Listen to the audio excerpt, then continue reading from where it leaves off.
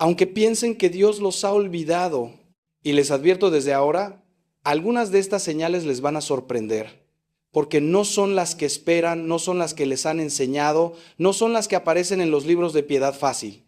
Son señales que a veces duelen, que a veces desconciertan, que a veces parecen todo lo contrario de lo que uno asociaría con la presencia divina.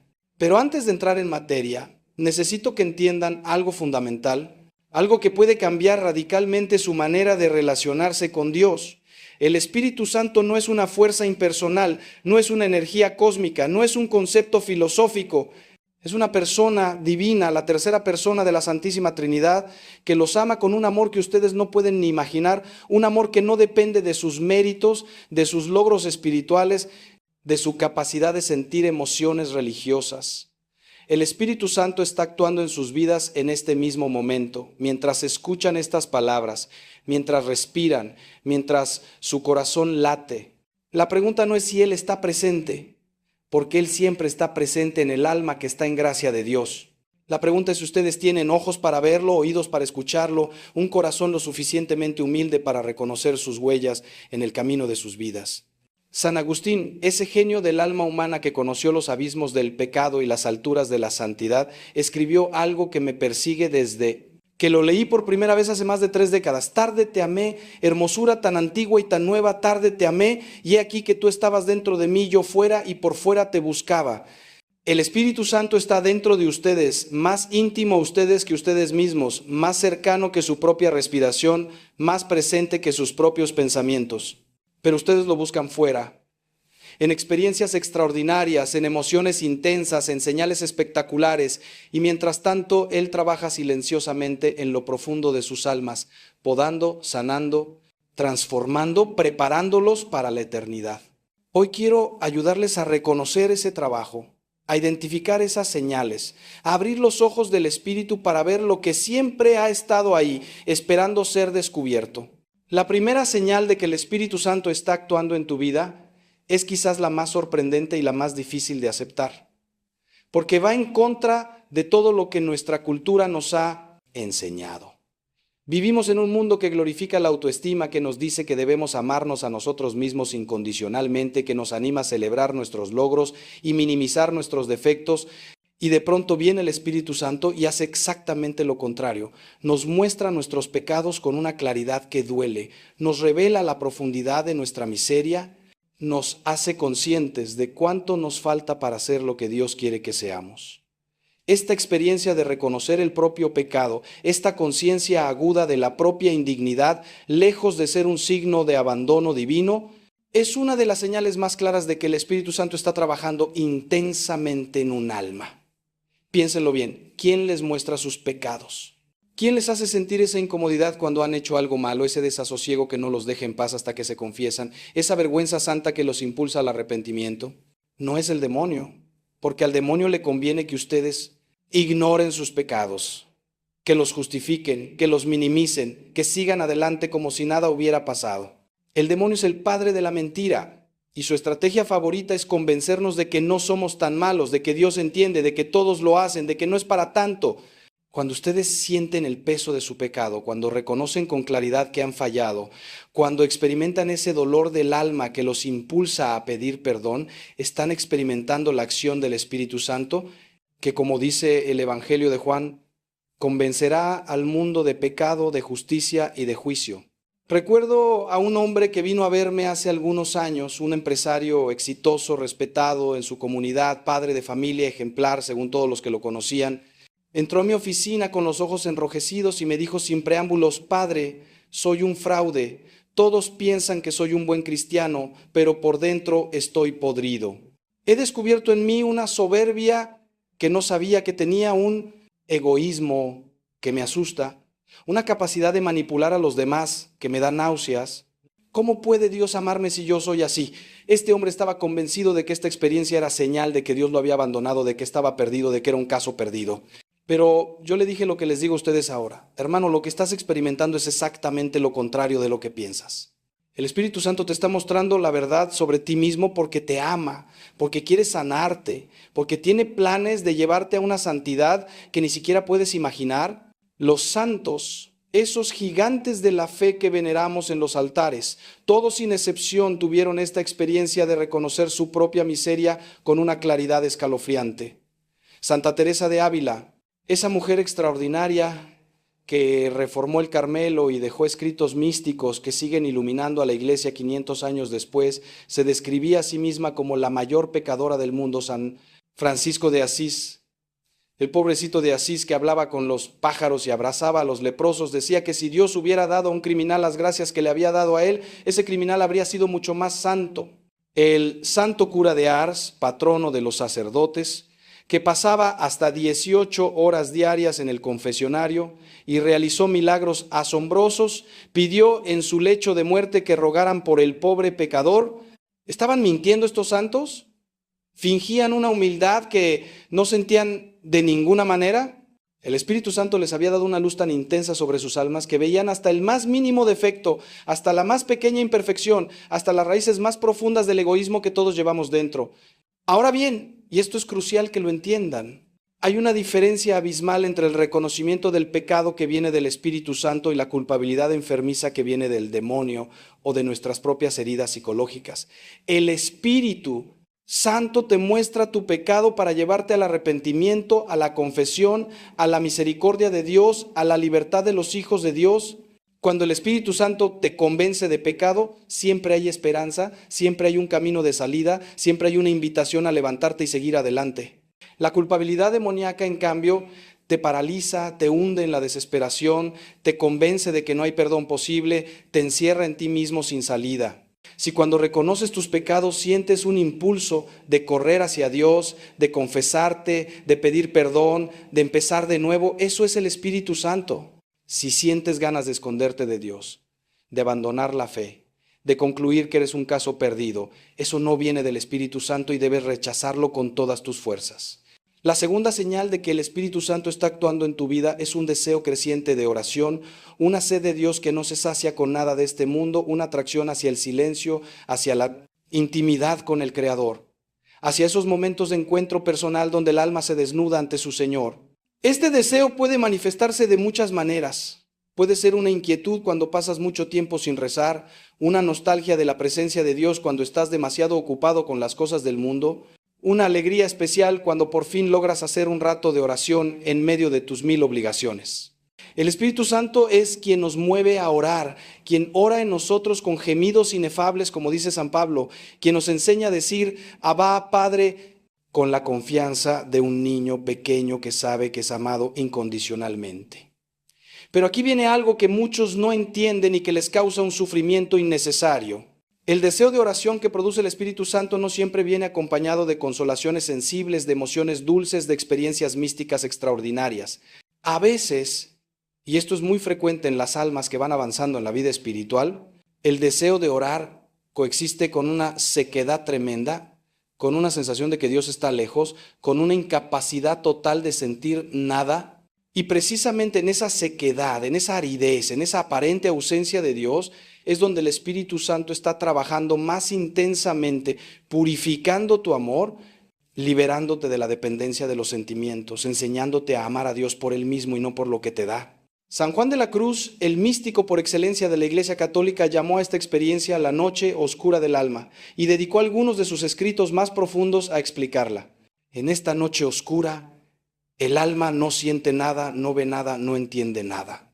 La oración se vuelve árida. Los sacramentos parecen no producir efecto. Las verdades de la fe que antes iluminaban ahora parecen palabras vacías.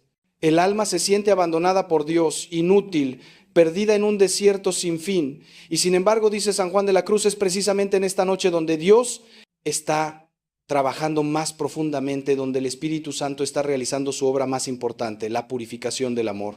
Porque mientras amemos a Dios por los consuelos que nos da, nuestro amor es todavía imperfecto, interesado, centrado en nosotros mismos. Cuando seguimos amando a Dios en medio de la oscuridad, cuando seguimos orando aunque no sintamos nada, cuando seguimos siendo fieles aunque todo parezca indicar que Dios nos ha olvidado, entonces nuestro amor se purifica, se vuelve desinteresado, se convierte en verdadero amor. Conozco una mujer religiosa, contemplativa, de clausura, que lleva más de 20 años en esta noche oscura, Más de 20 años sin sentir consolación en la oración, sin experimentar la presencia de Dios de manera sensible, sin tener ni una sola de esas experiencias místicas que uno asocia con la vida contemplativa. Y sin embargo, todos los días se levanta a las 4 de la mañana para el primer rezo del oficio divino, pasa horas ante el Santísimo Sacramento, cumple fielmente con todas sus obligaciones religiosas, irradia una paz y una alegría que asombran a quienes la conocen. Cuando le pregunté cómo podía perseverar en medio de tanta sequedad, me respondió con una sonrisa que nunca olvidaré: Padre, si Dios me quitara esta noche, tendría miedo de que mi amor por Él fuera falso. En la oscuridad, sé que lo amo a Él y no a sus regalos. Esta mujer, que según los criterios del mundo no ha tenido ninguna experiencia espiritual significativa en 2 décadas, está más cerca de Dios que muchos que andan buscando apariciones, profecías y fenómenos extraordinarios. Así que si ustedes tienen deseo de orar, aunque la oración sea difícil, aunque no sientan nada, aunque les parezca que están perdiendo el tiempo, sepan que ese deseo es obra del Espíritu Santo. Nadie desea a Dios si Dios no lo atrae primero. Nadie busca a Dios si Dios no sale primero a buscarlo. El simple hecho de que quieran orar, de que les duela no tener tiempo para la oración, de que sientan nostalgia de Dios cuando están lejos de Él, es una señal clarísima de que el Espíritu Santo está vivo y activo en sus almas. No se dejen engañar por la ausencia de sentimientos. Los sentimientos van y vienen, suben y bajan, dependen del clima, de la salud, de 1000 factores que no podemos controlar. El deseo profundo de Dios, esa sed del alma que nada de este mundo puede saciar, eso viene del Espíritu Santo y es una de las señales más seguras de su presencia. Antes de pasar a la tercera señal, quiero detenerme un momento para hacerles una pregunta que espero los inquiete, que los haga reflexionar, que los acompañe durante los próximos días. La pregunta es esta: ¿están ustedes dispuestos a amar a Dios aunque Él nunca les dé nada a cambio? ¿Seguirían siendo cristianos si la fe no les proporcionara ningún consuelo, ninguna paz, ninguna alegría sensible? ¿Amarían a Dios en el infierno? Esta última pregunta, que puede parecer absurda o incluso herética, es la que se hacían los grandes místicos para purificar su amor. San Francisco de Sales decía que debemos amar a Dios aunque hubiera un infierno para castigar a los que lo aman y un cielo para premiar a los que lo odian. Santa Teresa de Lisieux, la pequeña Teresa del Niño Jesús, murió en una noche oscura tan intensa que no sentía ninguna certeza de la existencia del cielo y sin embargo seguía amando. Esta es la prueba del amor verdadero, el amor que el Espíritu Santo quiere desarrollar en nosotros. Guarden esta pregunta en su corazón mientras seguimos adelante. La tercera señal de que el Espíritu Santo está actuando en tu vida es una creciente sensibilidad hacia el sufrimiento ajeno, una compasión que te impide permanecer indiferente ante el dolor del prójimo, un amor que te saca de ti mismo y te impulsa a servir a los demás. Esta señal es particularmente importante porque nos permite verificar si nuestra vida espiritual es auténtica o es simplemente una forma sofisticada de egoísmo. Hay mucha gente que reza mucho, que va a misa todos los días, que conoce al dedillo la doctrina católica, pero que es incapaz de ver al necesitado que tiene delante, que pasa de largo ante el sufrimiento como el sacerdote y el levita de la parábola del buen samaritano. Esa espiritualidad, por más intensa que parezca, está vacía, porque el Espíritu Santo es amor, y donde hay amor verdadero siempre hay compasión, siempre hay servicio, siempre hay entrega. El Evangelio es clarísimo en esto, tan claro que a veces preferimos no verlo porque nos incomoda. Jesús dice que en el juicio final no nos preguntará cuántos rosarios rezamos, ni cuántas peregrinaciones hicimos, ni cuántos libros de espiritualidad leímos. Nos preguntará si dimos de comer al hambriento, si dimos de beber al sediento, si vestimos al desnudo, si visitamos al enfermo y al preso, y añade algo que debería quitarnos el sueño: lo que hicieron con uno de estos mis hermanos más pequeños, conmigo lo hicieron. El prójimo necesitado es Cristo disfrazado, Cristo que nos sale al encuentro en los pobres, en los enfermos, en los ancianos abandonados, en los inmigrantes rechazados, en todos los que sufren. Si el Espíritu Santo está actuando en nosotros, nos dará ojos para ver a Cristo en ellos y un corazón capaz de servirlo en ellos. Pero aquí hay que hacer una distinción importante para no caer en confusiones que pueden ser muy dañinas. La compasión cristiana, la que viene del Espíritu Santo, no es lo mismo que el sentimentalismo blando que caracteriza nuestra cultura. La compasión cristiana es fuerte, es exigente, busca el verdadero bien de la persona, aunque eso implique decirle verdades incómodas o negarle lo que pide cuando lo que pide le hace daño. Jesús sentía compasión por las multitudes, pero esa compasión no le impedía llamar al arrepentimiento, denunciar el pecado, exigir conversión. La compasión cristiana no es complicidad con el mal ni tolerancia del error. Es amor verdadero que quiere el bien real de la persona, su salvación eterna, no solo su bienestar temporal. Cuando el Espíritu Santo desarrolla en nosotros la compasión, nos hace capaces de amar de verdad, no de halagar, de servir de verdad, no de crear dependencias, de ayudar de verdad, no de sentirnos buenos ayudando. Recuerdo un caso que me marcó profundamente y que ilustra esta verdadera compasión cristiana. Un hombre vino a verme completamente destrozado porque su hijo, un joven de 25 años, se había ido de la casa después de una discusión terrible. El motivo de la discusión era que el padre se negaba a seguir dándole dinero al hijo, que llevaba años sin trabajar, gastándolo todo en fiestas y en una vida desordenada. El padre me dijo: «Padre, ¿hice mal? Mi esposa me dice que soy cruel, que un padre de verdad ayuda a su hijo, que lo estoy abandonando, pero yo veo que cada vez que le doy dinero, él lo usa para hundirse más. ¿Es falta de compasión negarle la ayuda?». Este padre estaba ejerciendo la verdadera compasión, la compasión dura que a veces es necesaria, la compasión que dice no por amor, que pone límites por amor, que deja que el otro toque fondo para que pueda levantarse.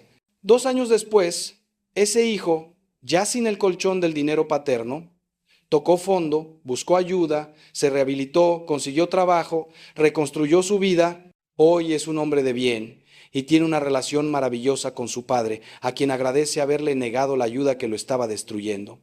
Si ustedes notan que son cada vez más sensibles al sufrimiento de los demás, que les cuesta permanecer indiferentes ante la injusticia, que sienten un impulso interior de hacer algo por los que sufren, sepan que eso es obra del Espíritu Santo, pero examinen también la calidad de esa compasión. ¿Es una compasión que busca el verdadero bien del otro o es un sentimentalismo que busca que me sienta bien ayudando? ¿Es una compasión que está dispuesta a exigir y a poner límites?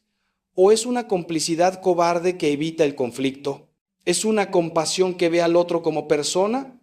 ¿O es un asistencialismo que lo ve como objeto de mi caridad? El Espíritu Santo nos da la verdadera compasión, la de Cristo, la que ve en el otro un hermano por el que Cristo murió y quiere para él lo que Cristo quiere, su santificación, su plenitud, su felicidad eterna. La cuarta señal de que el Espíritu Santo está actuando en tu vida es algo que puede parecer extraño a primera vista, pero que cuando lo entiendes se convierte en una fuente inmensa de paz y de confianza.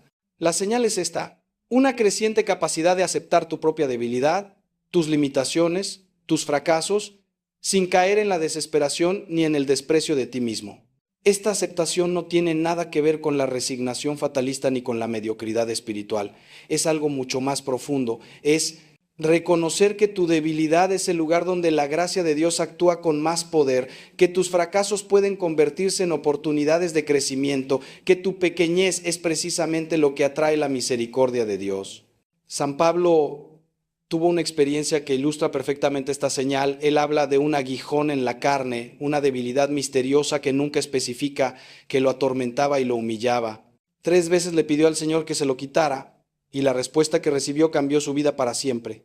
Te basta mi gracia, porque mi poder se manifiesta en la debilidad. A partir de entonces, Pablo pudo decir algo que parece una locura. Me glorío en mis debilidades, para que habite en mí la fuerza de Cristo. Por eso me complazco en mis debilidades, en los oprobios, en las necesidades, en las persecuciones y en las angustias por Cristo, porque cuando soy débil, entonces soy fuerte. Esta es la paradoja cristiana por excelencia. La fuerza de Dios se manifiesta en nuestra debilidad, no a pesar de nuestra debilidad.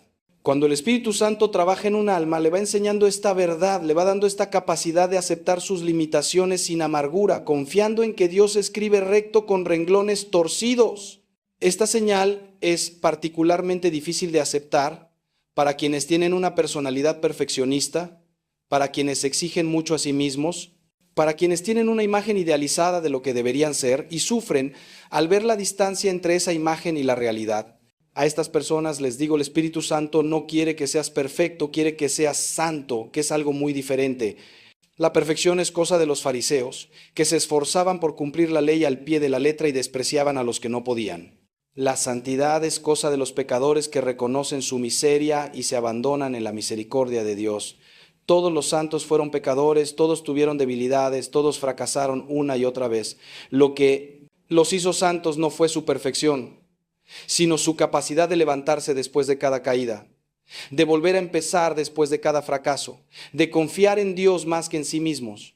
Conozco a un sacerdote que luchó durante años contra un pecado recurrente, una debilidad que lo humillaba y lo hacía dudar de su vocación. Cada vez que caía, se hundía en un pozo de vergüenza y autocompasión que le impedía acercarse a Dios. Un día, después de una caída particularmente dolorosa, tuvo una experiencia de oración que transformó su vida.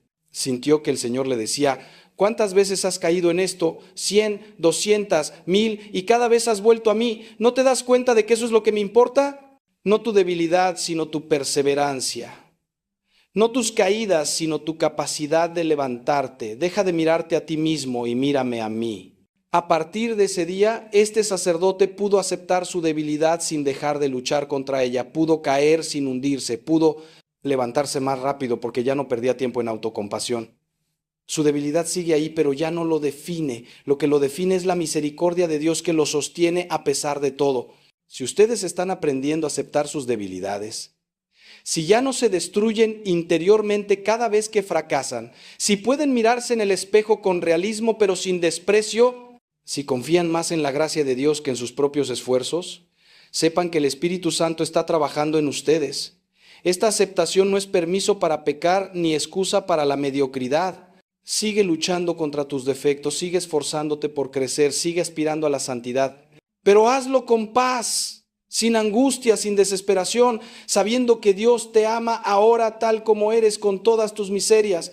No te ama porque seas bueno, eres bueno porque Él te ama. No te ama porque lo merezcas. Su amor es pura gratuidad, puro regalo, pura misericordia. El Espíritu Santo quiere que lo entiendas, que lo que Él pura vivas, que descanses en esta verdad que es el corazón mismo del Evangelio. Quiero hacer una pausa aquí para preguntarles algo que puede cambiar su manera de vivir la fe. La pregunta es esta: ¿cuál es la debilidad que más te avergüenza? La que más te cuesta aceptar, la que más te humilla ante tus propios ojos. Quizás es un pecado que no logra superar, una limitación de carácter, un fracaso profesional o familiar, una herida del pasado que sigue sangrando. Ahora imagina que llevas esa debilidad ante el Señor, no para esconderla ni para justificarla, sino para ofrecérsela, para decirle: Señor, esto soy yo, esta miseria, esta pobreza, esta vergüenza. No te la escondo, te la ofrezco. Haz con ella lo que quieras. Cuando puedas hacer esa oración sinceramente, habrás dado un paso gigantesco en la vida espiritual, porque habrás descubierto que tu debilidad, lejos de ser un obstáculo para la gracia, es precisamente el lugar donde la gracia quiere actuar. Guarda esta reflexión, vuelve a ella en tu oración y verás cómo el Espíritu Santo transforma tu manera de verte a ti mismo y de ver a Dios. La quinta y última señal de que el Espíritu Santo está actuando en tu vida es quizás la más importante de todas, la que resume y corona a todas las demás. Es la señal del amor, pero no cualquier amor, no el amor fácil, no el amor que se siente, no el amor que se agota cuando las cosas se ponen difíciles. Es el amor ágape, el amor de Dios derramado en nuestros corazones por el Espíritu Santo, el amor que ama lo no amable, que perdona lo imperdonable, que persevera cuando todo invita a abandonar. San Pablo describe este amor en el capítulo 13 de la primera carta a los Corintios, con unas palabras que todos conocemos, pero que quizás no hemos meditado lo suficiente. El amor es paciente, es servicial. El amor no tiene envidia, no presume ni se engríe, no es maleducado ni egoísta, no se irrita ni guarda rencor, no se alegra de la particito, injusticia, sino que se alegra de la verdad. Todo lo excusa, todo lo cree, todo lo espera, todo lo soporta. Este amor es imposible para el ser humano dejado a sus propias fuerzas. Nadie puede amar así con su sola capacidad natural. Nadie puede ser paciente siempre, servicial siempre, sin envidia siempre, sin rencor siempre. Este amor es don del Espíritu Santo, fruto de su presencia en el alma, resultado de su acción transformadora. Cuando ustedes se descubran amando así, aunque sea imperfectamente, aunque sea a ratos, aunque sea a una sola persona, sepan que el Espíritu Santo está vivo en ustedes.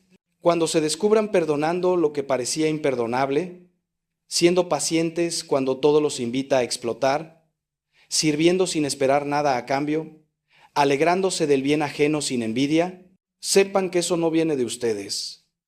Eso es obra del Espíritu Santo que los está transformando poco a poco a imagen de Cristo, que los está haciendo capaces de un amor que supera infinitamente las posibilidades humanas. El lugar donde más claramente se manifiesta este amor del Espíritu Santo es el matrimonio y la familia, porque es ahí donde las personas se ven tal como son, sin máscaras ni disfraces, con todas sus miserias y debilidades. Es fácil amar a quien solo vemos ocasionalmente, a quien nos muestra su mejor cara, a quien no convive con nosotros día tras día. Es inmensamente difícil amar a quien conocemos demasiado bien, a quien nos ha herido múltiples veces, a quien nos saca de quicio con sus defectos cotidianos. Y sin embargo, es precisamente en el matrimonio y en la familia donde el Espíritu Santo quiere realizar su obra maestra, transformando a dos pecadores en santos a través del amor mutuo, haciendo de la convivencia diaria una escuela de santificación, usando las dificultades y conflictos como instrumentos de purificación y crecimiento. Recuerdo a una pareja que vino a verme después de 30 años de matrimonio al borde del divorcio. El marido había sido infiel, la mujer estaba destrozada, los hijos adultos habían tomado partido y la familia entera era un campo de batalla. Humanamente hablando, no había solución. El daño era demasiado profundo, la confianza estaba completamente destruida, los años de rencor acumulado hacían imposible cualquier reconciliación y sin embargo algo sucedió. No puedo explicarlo de otra manera que como una intervención directa del Espíritu Santo. La mujer, después de meses de oración y acompañamiento espiritual, tomó la decisión de perdonar. No porque sintiera ganas de perdonar, no porque el marido lo mereciera, no porque fuera fácil. Perdonó porque decidió perdonar, porque eligió perdonar, porque el Espíritu Santo le dio la gracia de perdonar. Fue un proceso largo y doloroso, lleno de retrocesos y de noches oscuras. Pero el fruto fue asombroso. No solo se salvó el matrimonio, sino que se transformó. Hoy esta pareja tiene una relación más profunda y más auténtica que nunca. Y su testimonio ha ayudado a decenas de matrimonios en crisis a encontrar esperanza. Si ustedes están siendo capaces de amar en circunstancias difíciles, de perdonar cuando todo les dice que no perdonen, de servir sin esperar reconocimiento, de perseverar en el amor cuando el amor no es correspondido, sepan que el Espíritu Santo está actuando poderosamente en sus vidas. No minimicen estos actos de amor que parecen pequeños. Cada vez que una madre se levanta por la noche a atender a su hijo enfermo, aunque esté agotada, el Espíritu Santo está actuando. Cada vez que un esposo decide callar ante una provocación de su esposa en vez de responder con otra provocación, el Espíritu Santo está actuando. Cada vez que alguien perdona una ofensa sin guardar rencor, sirve al necesitado sin buscar reconocimiento, dice la verdad aunque le cueste, el Espíritu Santo está actuando. Estos son los milagros cotidianos del amor, mucho más importantes que cualquier fenómeno extraordinario, mucho más significativos que cualquier experiencia mística espectacular. Llegamos ahora a un punto crucial de nuestra reflexión y necesito que presten mucha atención porque lo que voy a decirles puede liberarlos de una de las trampas más peligrosas de la vida espiritual. La trampa es esta: juzgar la presencia del Espíritu Santo por las emociones, por los sentimientos, por las experiencias sensibles. Muchos cristianos piensan que si no sienten nada en la oración, si no experimentan consolaciones, si no tienen visiones ni locuciones interiores ni experiencias místicas extraordinarias, entonces el Espíritu Santo no está actuando en ellos. Esto es completamente falso y tremendamente dañino, porque lleva a la gente a una búsqueda ansiosa de experiencias que puede terminar en el engaño, en el fanatismo o en el abandono de la fe cuando las experiencias no llegan. Las 5 señales que les he compartido hoy no dependen de emociones ni de experiencias sensibles. El reconocimiento del propio pecado, el deseo de oración, la compasión hacia los demás, la aceptación de la propia debilidad, el amor ágape. Ninguna de estas señales requiere que sientas algo especial. Puedes experimentarlas todas en medio de la más completa sequedad espiritual, sin ningún sentimiento de la presencia de Dios. De hecho, como les expliqué antes, frecuentemente el Espíritu Santo actúa con más intensidad precisamente cuando no sentimos nada, porque es entonces cuando nuestro amor se purifica, cuando dejamos de buscar a Dios por sus regalos y empezamos a buscarlo por Él mismo. Santa Teresa de Ávila, que tuvo experiencias místicas extraordinarias, éxtasis, visiones, locuciones, levitaciones, fue muy clara en advertir que estas experiencias no son señal segura de santidad ni de la presencia del Espíritu Santo. Muchas de estas experiencias pueden ser producidas por el demonio o por la propia imaginación exaltada. Lo que sí es señal segura, decía la santa, son las virtudes: la humildad, la obediencia, la caridad, la paciencia. Estas no pueden ser falsificadas por el demonio ni producidas por la imaginación.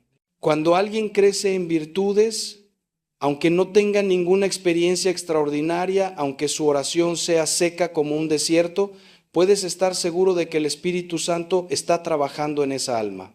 Cuando alguien tiene muchas experiencias extraordinarias pero no crece en virtudes, hay motivos serios para sospechar que esas experiencias no vienen de Dios. Por eso les digo a todos los que se sienten espiritualmente secos, aburridos, sin ninguna experiencia de Dios, no se dejen engañar por las apariencias. Si ustedes están luchando por ser buenos cristianos, si se esfuerzan por cumplir los mandamientos, si tratan de amar a Dios y al prójimo aunque no sientan nada, si perseveran en la oración aunque les parezca una pérdida de tiempo, el Espíritu Santo está actuando poderosamente en ustedes.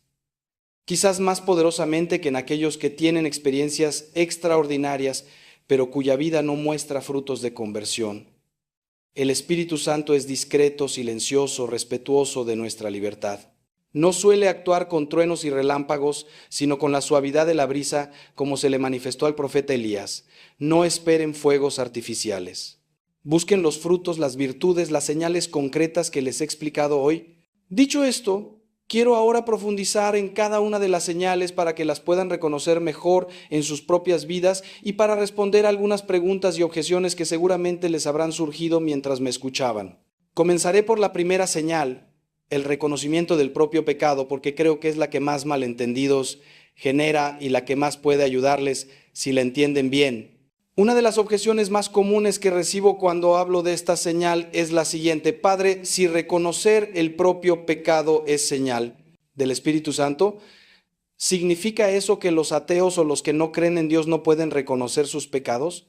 La respuesta es que el Espíritu Santo actúa en todas las personas de buena voluntad, aunque no lo sepan, aunque no crean en Él, aunque ni siquiera crean en Dios. El Concilio Vaticano II enseña que la gracia actúa de modos misteriosos incluso en aquellos que no conocen a Cristo ni a la Iglesia. Cuando un ateo siente remordimiento por haber hecho algo malo, cuando reconoce su injusticia y decide enmendarse, el Espíritu Santo está actuando en él, aunque él lo atribuya a su conciencia moral o a su formación ética. El Espíritu Santo no está limitado por nuestras categorías ni por nuestras etiquetas religiosas. Sopla donde quiere, como dijo Jesús a Nicodemo, y nadie sabe de dónde viene ni a dónde va. Ahora bien, hay una diferencia importante entre el reconocimiento del pecado que tiene un no creyente y el que tiene un cristiano maduro. El no creyente reconoce que ha hecho algo malo según un código moral, pero no necesariamente lo ve como una ofensa a Dios, como una ruptura de la relación con el Padre que lo ama. El cristiano maduro, en cambio, ve su pecado no solo como una falta moral, sino como una herida infligida al amor de Dios, como un rechazo de la gracia, como una traición a aquel que dio su vida por él. Esta visión del pecado, lejos de generar una culpabilidad enfermiza, genera un arrepentimiento amoroso, un dolor del alma que brota del amor y que impulsa a correr hacia la misericordia de Dios.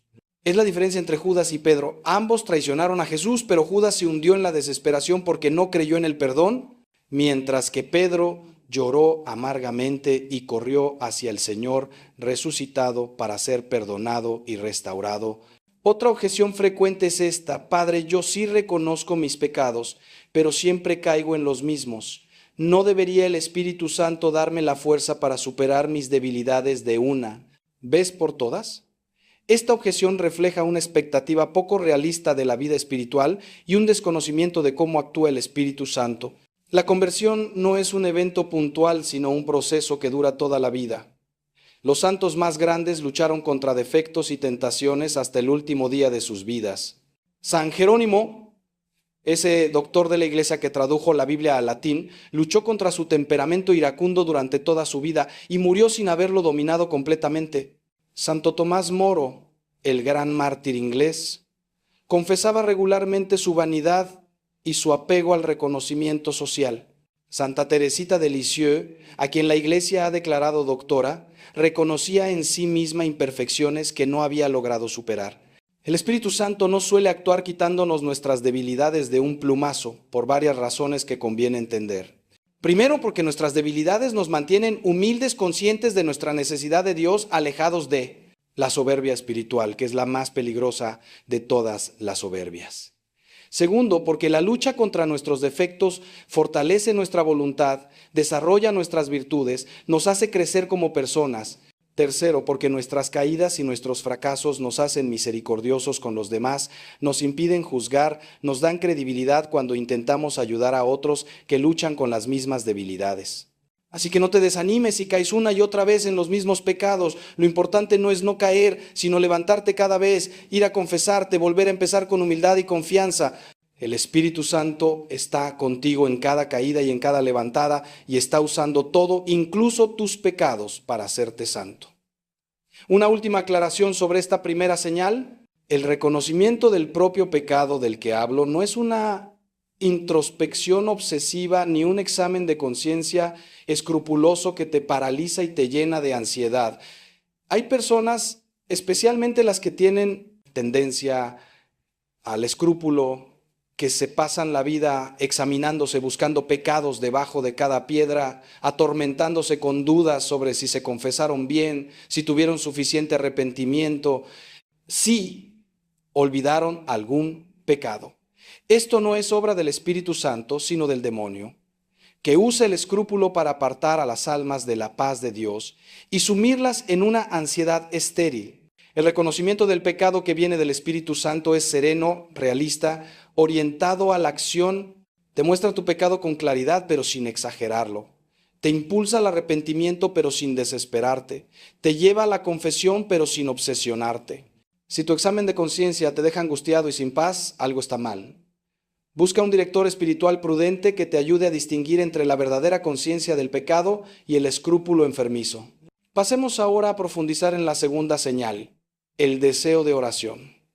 Quiero responder a una pregunta que muchos se hacen y que puede estar causándoles un sufrimiento innecesario. ¿Cómo puedo saber si mi deseo de oración es verdadero o es solo una obligación que cumplo por rutina?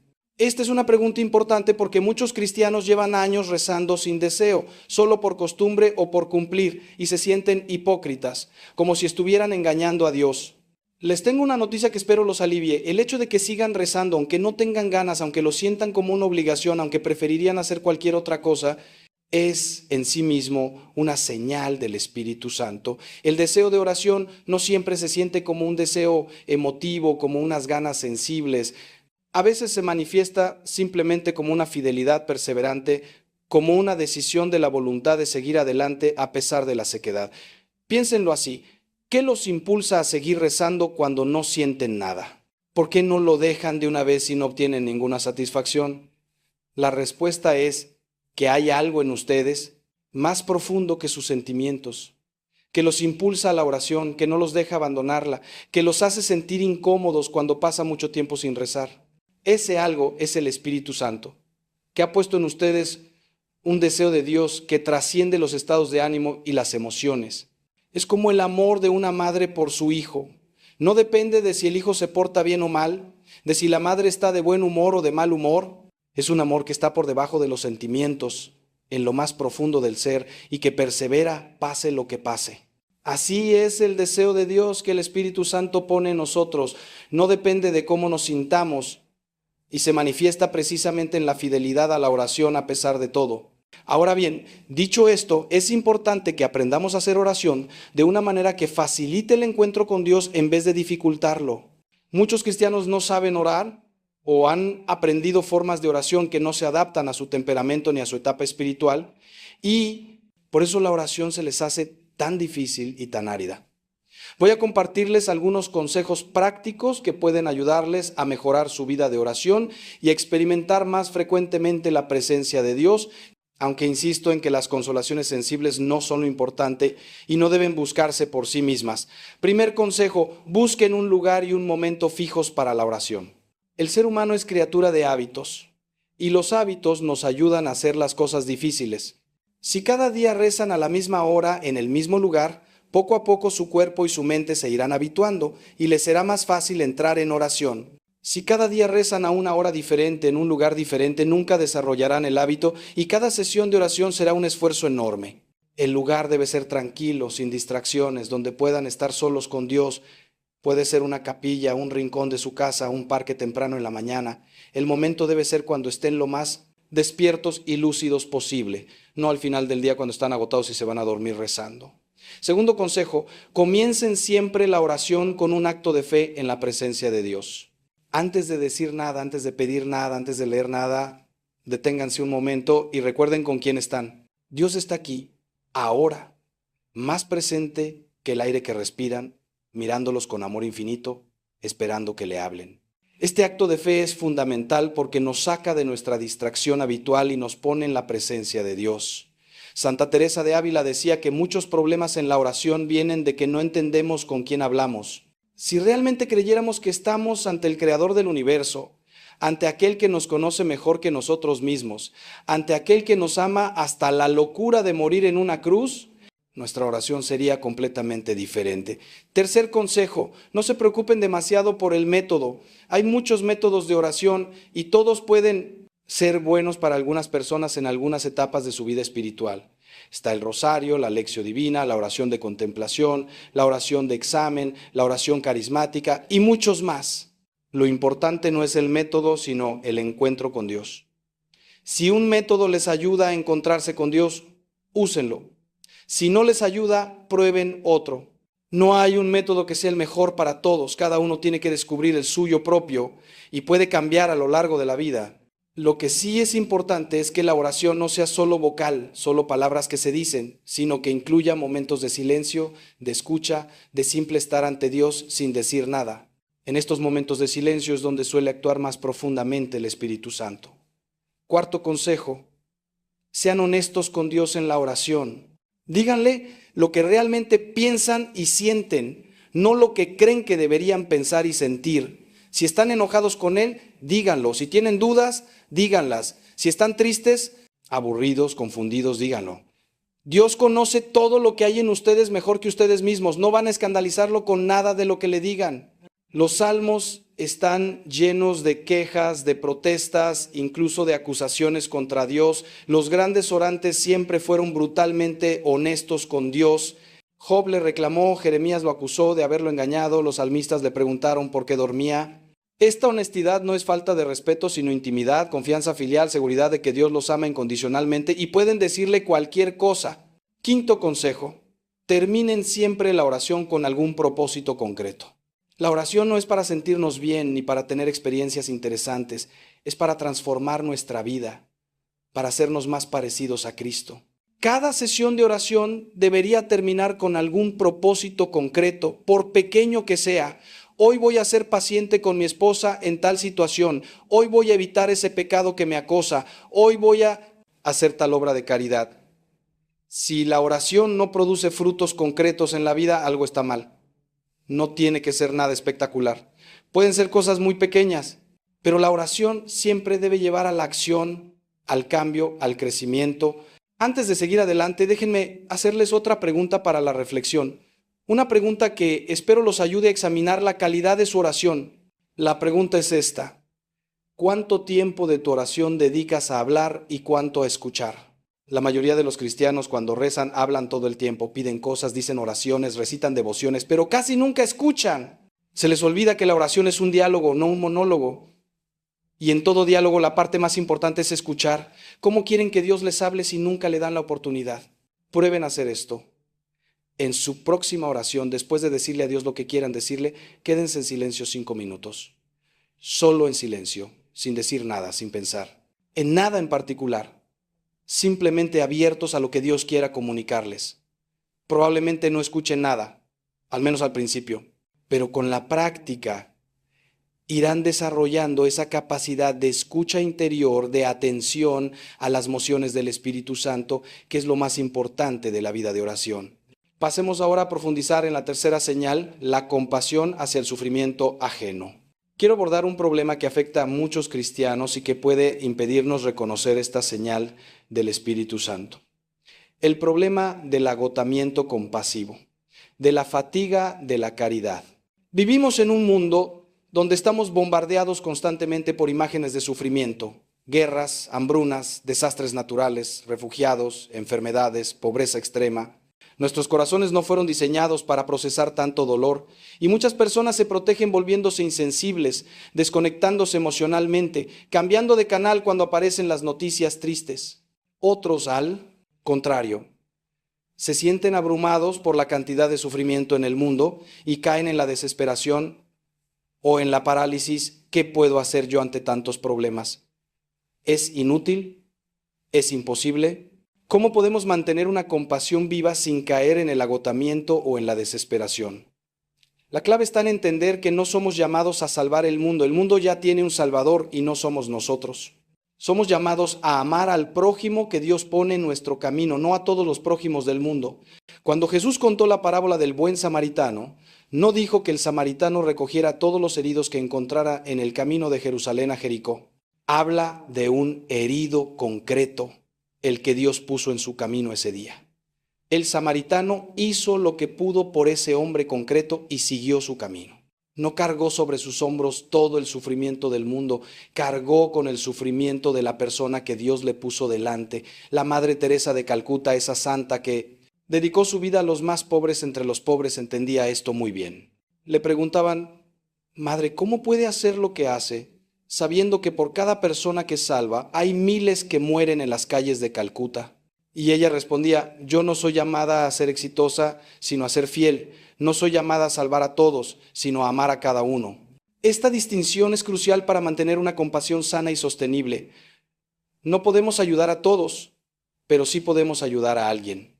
No podemos eliminar todo el sufrimiento del mundo, pero sí podemos aliviar el sufrimiento de la persona que tenemos delante. Y si cada cristiano hiciera eso, si cada uno de nosotros se comprometiera a amar concretamente al prójimo que Dios pone en su camino, el mundo sería transformado. Otro problema que quiero abordar es el de la falsa compasión que se queda en el sentimiento y no llega a la acción. Muchos se sienten muy conmovidos por el sufrimiento ajeno, lloran viendo documentales sobre la pobreza, se indignan ante las injusticias, pero no mueven un dedo para ayudar. Esta compasión sentimental es estéril y puede ser incluso dañina porque nos da la ilusión de que somos buenos y compasivos cuando en realidad no hemos hecho nada. El apóstol Santiago es muy duro con esta actitud. Si un hermano o una hermana están desnudos y les falta el alimento necesario para cada día, y alguno de ustedes les dice: vayan en paz, caliéntense y coman, pero no les dan lo necesario para el cuerpo, ¿de qué sirve? La compasión verdadera, la que viene del Espíritu Santo, siempre lleva a la acción, siempre busca remedios concretos, siempre está dispuesta a pagar el precio del amor. También quiero aclarar que la compasión cristiana no se limita a las necesidades materiales. Tan importante como dar de comer al hambriento es dar consuelo al triste, consejo al confundido, corrección al que yerra, perdón al que nos ofende. Las obras de misericordia espirituales son tan necesarias como las corporales, y a veces más difíciles. Es más fácil dar un cheque a una organización benéfica que sentarse a escuchar a alguien que sufre. Es más fácil enviar dinero para los pobres de África que perdonar a la persona que me traicionó. Cuando el Espíritu Santo despierta en nosotros la compasión, nos hace sensibles a todas las formas de sufrimiento, no solo a las más visibles o las más aceptadas socialmente. Nos hace capaces de ver el dolor detrás de la máscara de quien aparenta tenerlo todo, la soledad del anciano que nadie visita, la angustia del joven que no encuentra sentido a su vida. Una objeción que a veces me hacen es esta: Padre, yo soy una persona introvertida, no me sale acercarme a los demás, me cuesta mucho el contacto social. ¿Significa eso que el Espíritu Santo no está actuando en mí porque no tengo la compasión que usted describe? De ninguna manera. El Espíritu Santo no nos pide que seamos extrovertidos ni que hagamos cosas que van contra nuestro temperamento. La compasión puede expresarse de muchas maneras y cada uno tiene que descubrir la suya propia. Hay quienes expresan la compasión visitando enfermos y hay quienes la expresan rezando por ellos. Hay quienes expresan la compasión trabajando en un comedor social y hay quienes la expresan escribiendo cheques para sostener ese comedor. Hay quienes expresan la compasión escuchando a los que sufren y hay quienes la expresan haciendo cosas prácticas por ellos sin decir una palabra. Lo importante no es la forma, sino el contenido, que haya un amor real que se traduce en acción concreta, sea cual sea esa acción. Llegamos ahora a un momento de nuestra reflexión donde quiero proponerles un ejercicio práctico, algo que pueden empezar a hacer hoy mismo para abrir su corazón a la acción del Espíritu Santo. El ejercicio es este. Durante la próxima semana, cada día, hagan un acto concreto de caridad por alguien que no se lo espera y que no se lo puede devolver. Puede ser algo pequeño, una palabra de aliento a alguien que lo necesita, una visita a un enfermo, una llamada a alguien que está solo, un servicio anónimo por el que nadie les dará las gracias. La condición es que sea alguien que no puede devolverles el favor, para que su caridad sea pura, desinteresada, a imagen de la caridad de Dios que hace salir el sol sobre buenos y malos. Al final de cada día, examinen cómo se sintieron al hacer ese acto de caridad, qué experimentaron, qué descubrieron sobre ustedes mismos y sobre los demás. Este ejercicio les ayudará a desarrollar la sensibilidad hacia el sufrimiento ajeno y a reconocer la presencia del Espíritu Santo que los impulsa al amor. Pasemos ahora a profundizar en la cuarta señal, la aceptación de la propia debilidad. Esta señal está muy relacionada con una virtud fundamental de la vida cristiana, quizás la más fundamental de todas, la humildad. Sin humildad no hay vida espiritual posible, porque la humildad es la verdad. Es ver las cosas como son, es reconocer que somos criaturas dependientes de Dios para todo, que no podemos nada sin su gracia, que todo lo bueno que hay en nosotros es don suyo. La soberbia, por el contrario, es la mentira. Es la ilusión de que nos bastamos a nosotros mismos, de que somos dueños de nuestro destino, de que no necesitamos a nadie. La humildad nos abre a la gracia, la soberbia nos cierra a ella. Por eso el Espíritu Santo trabaja incansablemente para hacernos humildes, y una de las maneras como lo hace es mostrándonos nuestras debilidades. Es importante entender que la humildad no es lo mismo que la baja autoestima ni que el autodesprecio. Hay personas que se maltratan continuamente, que se dicen cosas terribles a sí mismas, que no pueden ver nada bueno en ellas. Esto no es humildad, sino una forma de soberbia invertida, un exceso de atención a uno mismo, aunque sea negativa. La verdadera humildad no piensa mal de sí misma, simplemente no piensa en sí misma. Está ocupada en Dios y en los demás, no en mirarse constantemente al espejo, sea para aplaudirse o para criticarse. El humilde conoce sus defectos, pero también conoce los dones que Dios le ha dado y agradece ambas cosas. Agradece los dones porque le permiten servir a los demás. Agradece los defectos porque le impiden olvidarse de que necesita a Dios. Otra distinción importante es entre la aceptación de la debilidad y la complacencia en la debilidad. Aceptar mi debilidad significa reconocerla con realismo, sin desesperarme ni engañarme, y confiar en que Dios puede actuar a través de ella. Complacerme en mi debilidad significa usarla como excusa para no esforzarme, para no luchar, para quedarme donde estoy. Es que yo soy así, es que yo no puedo, es que yo tengo este defecto y no hay nada que hacer. Estas frases que suenan a humildad muchas veces esconden pereza espiritual, falta de confianza en la gracia, una rendición cobarde ante las propias limitaciones. El Espíritu Santo no quiere que te rindas ante tus debilidades. Le digo que es un estorbo, que ya no sirve para nada, que me está fallando. Hermanos, ¿se dan cuenta? Esta mujer buena, esta madre dedicada, estaba pronunciando sentencias de muerte sobre sí misma cada día. Y no es la única. Millones de personas en este mundo están haciendo exactamente lo mismo sin darse cuenta de que están alimentando su propia destrucción. Pero esa mujer tuvo la valentía de escuchar, de cambiar, de aprender a hablarle a su cuerpo con las palabras de Dios, con palabras de vida. Y los resultados fueron asombrosos, no porque yo sea especial, sino porque la palabra de Dios es viva y eficaz. ¿Saben cuál es el problema fundamental de nuestra época? Que hemos olvidado que somos unidad. El mundo moderno nos ha partido en pedazos, por un lado el cuerpo, por otro el alma, por otro el espíritu. Pero eso es una mentira del enemigo, hermanos. Ustedes son una unidad maravillosa creada por Dios. Cuando su alma está enferma, su cuerpo se enferma. Cuando su espíritu está apagado, su cuerpo pierde vitalidad. Y cuando pronuncian palabras de muerte sobre su cuerpo, están hiriendo toda su persona. La Escritura nos enseña que la lengua tiene poder de vida y muerte, y quien la ama comerá de su fruto. Esto no es poesía, hermanos, esto es realidad espiritual. Sus palabras crean atmósferas. Sus palabras abren puertas al cielo o al infierno. Sus palabras pueden ser medicina o veneno. Y hoy vamos a aprender a usar nuestras palabras como medicina divina, como bálsamo de sanación para este cuerpo que Dios nos dio y que tanto necesita de nuestro amor y cuidado. Escúchenme con atención porque lo que voy a compartirles en los próximos minutos no es teoría abstracta ni filosofía vacía. Es sabiduría que viene de la tradición de la Iglesia, de las enseñanzas de los santos, de las Escrituras y de mi propia experiencia, acompañando a personas en su camino de sanación. Vamos a descubrir juntos cómo las palabras que pronunciamos sobre nuestro cuerpo pueden activar o desactivar procesos de salud. Cómo la fe puede movilizar la química de nuestro organismo, cómo la esperanza puede fortalecer nuestro sistema inmunológico, porque Dios no nos creó como máquinas sin alma, hermanos, nos creó como seres integrales donde lo espiritual afecta lo físico y lo físico refleja lo espiritual.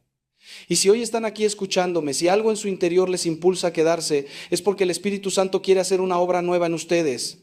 Quiere enseñarles a amar su cuerpo como Dios lo ama, a cuidarlo como un tesoro precioso, a hablarle con palabras que traen vida, salud y esperanza.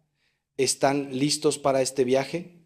Entonces respiren profundo, abran su corazón y permitan que la verdad de Dios penetre hasta lo más hondo de su ser. Cuando Dios creó al hombre del barro de la tierra, la Escritura nos dice algo maravilloso. Sopló en su nariz aliento de vida y el hombre se convirtió en ser viviente. ¿Se dan cuenta de la belleza de este relato? Dios no creó solo un cuerpo, no creó solo un alma, creó una unidad perfecta donde el aliento divino se une a la materia para formar algo único, algo sagrado, algo que refleja la imagen misma del Creador. Su cuerpo, hermanos, no es un accidente evolutivo, no es un conjunto casual de células, es una obra maestra diseñada por el arquitecto del universo. Cada órgano, cada célula, cada sistema fue pensado con amor infinito y sabiduría infinita. Y cuando ustedes miran su cuerpo con desprecio, cuando le hablan con odio, están despreciando la obra de Dios, están insultando al artista divino que los formó con sus propias manos. ¿Acaso se atreverían a entrar en una catedral y escupir sobre el altar? Pues eso es exactamente lo que hacen cuando maldicen su propio cuerpo. San Francisco de Asís llamaba a su cuerpo hermano asno, con cariño y respeto, reconociendo que este cuerpo nos sirve fielmente en nuestro camino hacia Dios. No lo llamaba enemigo, no lo trataba como basura, lo reconocía como compañero de viaje, como instrumento de santificación. Y esto es lo que hemos perdido, hermanos. Hemos perdido esa relación de amistad, de respeto, de gratitud hacia nuestro propio cuerpo. Vivimos en una cultura que por un lado idolatra el cuerpo joven y perfecto, y por otro lo desprecia cuando envejece o enferma. Pero ambas actitudes son erradas, ambas niegan la verdad fundamental, que nuestro cuerpo es sagrado no por su apariencia, sino por su origen divino. Cuando yo me miro al espejo no veo solo un sacerdote de 60 y tantos años con sus achaques y sus arrugas, veo el templo donde Dios habita, veo el instrumento que Él usa para abrazar a los que sufren, para bendecir a los niños, para consolar a los afligidos. Y esa mirada lo cambia todo, hermanos, absolutamente todo. ¿Saben cuántas personas vienen a mí con enfermedades que los médicos no logran explicar del todo?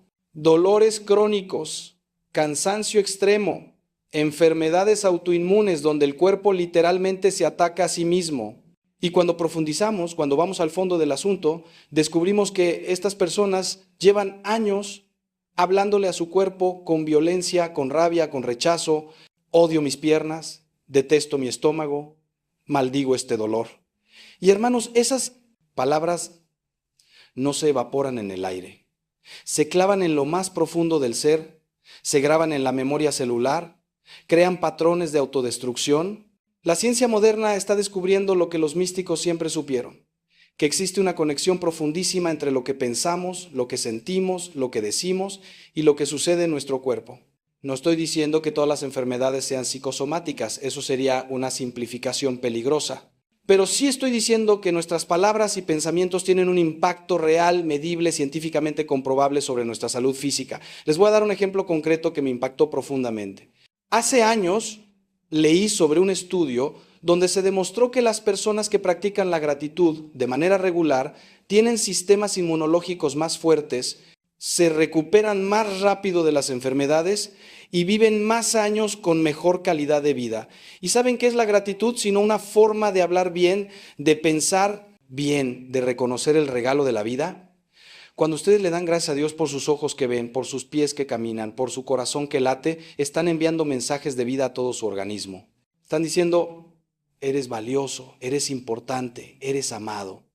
Y ese mensaje transforma la química de su cuerpo, activa procesos de sanación, fortalece sus defensas. No es magia, hermanos, es la sabiduría de Dios plasmada en nuestra propia naturaleza.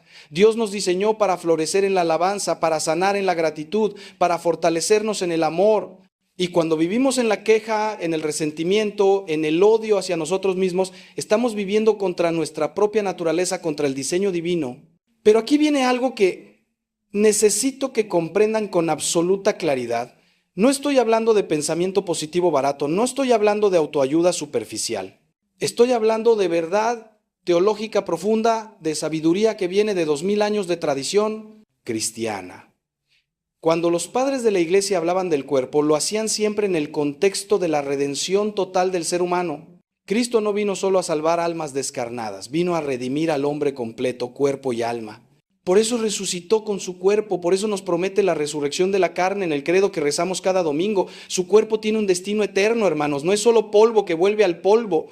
Es templo destinado a la gloria eterna. Y cuando ustedes comprenden esto, cuando esto penetra realmente en su corazón, cambia radicalmente la manera en que se relacionan con su propio cuerpo.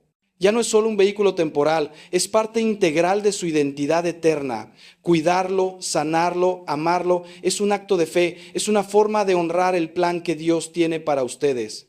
Ahora quiero que piensen en algo que tal vez nunca han considerado. ¿Qué palabras le dijeron a su cuerpo esta mañana cuando se levantaron? ¿Lo saludaron con amor o con queja? Le quiero que piensen en algo que tal vez le dijeron a su cuerpo. ¿Agradecieron por haber descansado o lo maldijeron por sus dolores? Porque hermanos, así como tenemos el hábito de orar por la mañana, así como saludamos a nuestros seres queridos, deberíamos tener el hábito sagrado de bendecir nuestro propio cuerpo cada día. Y sé lo que algunos están pensando, Padre, eso suena raro, eso suena como hablarle a las plantas. Pero no, hermanos, es mucho más profundo que eso. Es reconocer que cada parte de su ser está viva, está consciente de alguna manera misteriosa, está respondiendo constantemente a sus pensamientos y palabras. Santa Teresa de Ávila decía que el cuerpo es el compañero del alma en su camino hacia Dios y que debemos tratarlo con el respeto que merece un compañero fiel. ¿Han pensado alguna vez en su cuerpo como su compañero fiel? ¿O solo lo ven como una carga, como algo que les estorba en su vida espiritual? Déjenme contarles algo de mi propia experiencia. Hubo un tiempo en mi vida sacerdotal donde descuidé completamente mi salud. Pensaba que el cuerpo no importaba, que solo el ministerio importaba. Trabajaba 18 horas al día, dormía poco, comía mal, no hacía ejercicio. Y mi cuerpo empezó a hablarme de la única manera que sabía, con enfermedad. Tuve problemas de presión, problemas digestivos, un cansancio que no se iba ni con el descanso. Y un día, postrado en mi cama de hospital, escuché claramente la voz del Señor en mi corazón. Ángel, ¿cómo pretendes servir a los demás si destruyes el templo que yo te di? Esas palabras me partieron, hermanos, me rompieron completamente. Porque tenía razón. Yo estaba siendo un mal mayordomo del regalo que Dios me había dado. Estaba tratando mi cuerpo como un enemigo, como algo que debía someter y controlar, en lugar de tratarlo como lo que es, un aliado sagrado en mi misión. Desde ese día cambié radicalmente mi relación con mi cuerpo. Empecé a hablarle con amor, a agradecerle, a cuidarlo como cuido las cosas que más valoro. Cada mañana cuando me levanto hago algo muy sencillo pero muy poderoso. Pongo mis manos sobre mi pecho y digo, gracias Padre por este cuerpo que me diste. Gracias por mi corazón que late fielmente, por mis pulmones que respiran, por mis ojos que contemplan tu creación. Bendigo cada célula de mi cuerpo en el nombre de Jesús. Declaro que este es templo del Espíritu Santo y que ninguna enfermedad, ningún dolor tiene la última palabra sobre mí, porque tú eres mi sanador. Y hermanos, esto no es una oración mágica, no es un conjuro. Es una declaración de fe, es una forma de alinear mi ser completo con la verdad de Dios. Y he visto los frutos en mi propia vida, más energía, mejor salud, una paz profunda en medio de las dificultades. Porque cuando ustedes bendicen su cuerpo, cuando le hablan con palabras de vida, están cooperando con la gracia de Dios, están abriendo canales para que su poder sanador fluya en ustedes. Y esto es lo que quiero enseñarles hoy. Cómo abrir esos canales, cómo convertirse en colaboradores de su propia sanación. Porque miren, hermanos, Dios quiere sanarlos, pero necesita su cooperación. Él respeta profundamente su libertad, respeta sus elecciones, incluyendo las palabras que eligen pronunciar sobre ustedes mismos. Si todos los días se levantan maldiciendo su cuerpo, cerrando las puertas a la esperanza, ¿cómo puede Dios trabajar en ustedes? Es como si estuvieran construyendo muros contra su gracia. Pero cuando ustedes abren su boca para bendecir, para agradecer, para declarar las promesas de Dios sobre su vida, están abriendo ventanas al cielo, están creando espacio para el milagro. Y los milagros no siempre son instantáneos, no siempre son espectaculares. A veces el milagro es levantarse con un poco menos de dolor, es recuperar el apetito, es dormir profundamente después de meses de insomnio.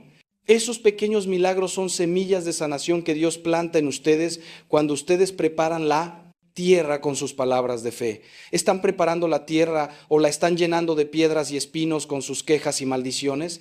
Ahora permítanme llevarlos un poco más profundo en esta reflexión. En el Evangelio de Juan, Jesús dice algo extraordinario. El que cree en mí, las obras que yo hago, él también las hará. ¿Se dan cuenta del poder de esta promesa? Jesús sanó enfermos, devolvió la vista a los ciegos, hizo caminar a los paralíticos y nos dice que nosotros también podemos participar de esa obra sanadora. ¿Cómo? Primero, creyendo. Segundo, hablando con autoridad. Tercero, actuando en consecuencia. Cuando ustedes le hablan a su cuerpo con fe, con autoridad, diciendo, en el nombre de Jesús declaro sanación sobre mis rodillas, no están inventando nada nuevo. Están ejerciendo la autoridad que Cristo les dio como hijos de Dios. Están usando el poder de la palabra que es viva y eficaz. Y hermanos, he visto esto funcionar innumerables veces, no en todos los casos, porque el misterio del sufrimiento existe y debemos abrazarlo también.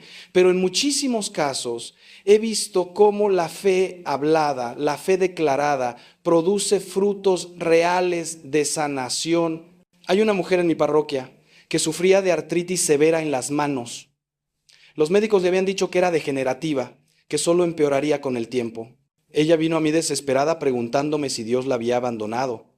Y le dije, hermana, Dios no te ha abandonado, pero tú has abandonado la esperanza. ¿Qué le dices a tus manos cada día? Y ella confesó que las maldecía, que les decía que eran inútiles, que ya no servían. Entonces le enseñé a hacer algo diferente. Cada noche, antes de dormir, debía ungir sus manos con aceite bendito y decirles, manos mías, ustedes han trabajado fielmente por mí durante 50 años. Las bendigo, les agradezco. Y declaro en el nombre de Jesús que la sanación viene sobre ustedes. Son manos ungidas para servir, para abrazar, para bendecir. Al principio se sentía tonta, me lo confesó después, pero persistió.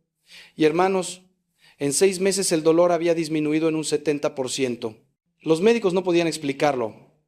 Hablaban de remisión espontánea. Pero ella y yo sabíamos la verdad. Dios había honrado su fe, había honrado sus palabras de bendición. Porque cuando ustedes hablan vida sobre su cuerpo, están invitando a Dios a hacer lo que Él más ama, restaurar, renovar, sanar. Pero escúchenme bien, porque quiero ser absolutamente claro en esto. No estoy prometiéndoles que si hablan bonito a su cuerpo todos los males desaparecerán. No soy un charlatán que vende ilusiones baratas. Soy un sacerdote que conoce el misterio de la cruz, que sabe que el sufrimiento tiene un lugar en el plan de Dios. Hay santos que vivieron toda su vida con enfermedades terribles y las ofrecieron como sacrificio redentor. Hay personas que llevan su cruz con una gracia que parte el alma y nos enseña más sobre Dios que 1000 sermones. Lo que les estoy diciendo es que ustedes tienen una responsabilidad, no añadir sufrimiento innecesario con sus palabras destructivas. Ya bastante difícil es vivir con una enfermedad crónica como para además estar todo el día hablándole a su cuerpo con odio y desesperanza. Su trabajo es confiar, bendecir, agradecer y dejar los resultados en las manos de Dios. Tal vez Él los sane completamente, tal vez les dé gracia para llevar su cruz con dignidad, tal vez use su enfermedad para tocar otras vidas, pero en cualquier caso sus palabras deben ser palabras de vida, de fe, de esperanza, porque esas palabras los sostienen en el camino, los fortalecen en la batalla, los conectan con el corazón mismo de Dios. Y ahora pregúntense algo importante. ¿Cómo hablarían de una persona que aman profundamente? ¿Verdad que solo dirían cosas buenas? ¿Verdad que resaltarían sus virtudes? ¿Verdad que los defenderían contra cualquier ataque? Entonces, ¿por qué no hacen lo mismo con su propio cuerpo? ¿Por qué permiten que su lengua sea el peor enemigo de su propia carne? Santiago dice en su carta que la lengua es un fuego, un mundo de maldad que contamina todo el cuerpo, pero también puede ser fuente de bendición, de sanación, de vida. Ustedes eligen cada día qué tipo de lengua van a tener. Y les digo con toda la autoridad de mi ministerio, elijan bendecir, elijan hablar vida, elijan ser aliados de su propio cuerpo en lugar de enemigos. Porque en esa elección está la diferencia entre vivir en guerra constante con ustedes mismos o vivir en la paz que Cristo promete, esa paz que sobrepasa todo entendimiento y que guarda sus corazones, sus mentes y sí, también sus cuerpos. Les he hablado de la importancia de bendecir el cuerpo, de hablarle con amor y gratitud. Pero ahora quiero ir más profundo todavía, quiero tocar algo que tal vez nunca nadie les ha enseñado, la necesidad de pedir perdón a su propio cuerpo. Sí, hermanos, así, como escuchan. Muchos de ustedes necesitan arrodillarse ante Dios y pedirle perdón por cómo han tratado ese templo sagrado que Él les confió. ¿Cuántos años llevan maltratándolo con excesos, con vicios, con descuido?